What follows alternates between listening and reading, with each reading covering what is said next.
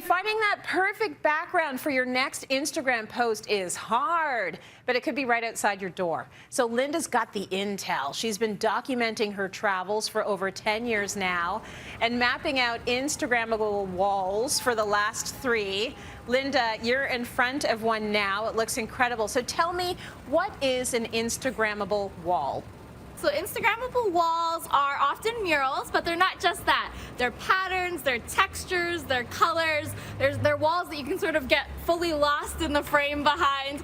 And yeah, they're just a wonderful way. For me, it started as a way to get nice photos for social media, but it's really turned into this amazing opportunity to learn about arts and artists and explore neighborhoods. And, you know, honestly, visiting Instagrammable walls is perfect to do during this pandemic because it's mostly outside and you can be very physically distant.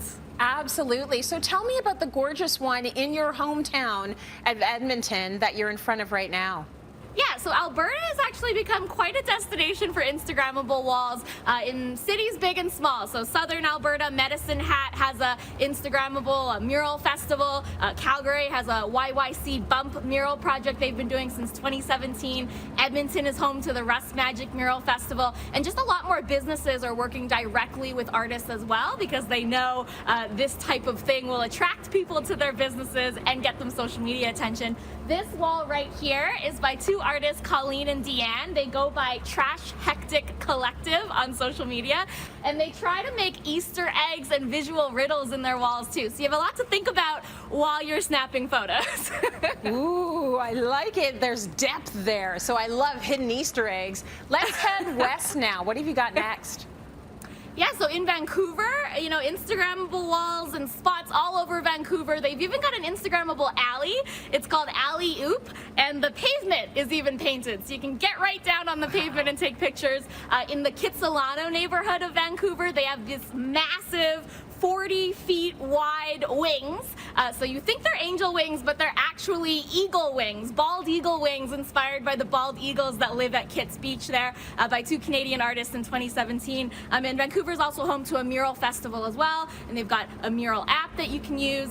Now, I'm so excited for this one. Our family visits Montreal often. Love that city. Went to school there. I'm taking notes on these ones so we can visit them next time. What have you got? The Montreal Mural Festival happens every June since 2013. It's really transformed the place. There's nearly 100 different walls that are all along St. Laurent Boulevard, plus beyond that as well. But just along the boulevard, almost 100 different walls, and just very impressive, very big, large scale. And it's amazing how, you know, this one's in an alley. Lots of them in Montreal are in alleys as well, and it just transforms that alleyway. Absolutely. Well, speaking of alleys, saving Toronto for last, I know Graffiti Alley isn't too far from where I am right here in the Cityline studio, and I've even done like a birthday shoot there. So let's talk a little bit about Graffiti Alley. Yeah, so Graffiti Alley, very famous section along Queen Street West. There's shops, there's restaurants, and there's walls.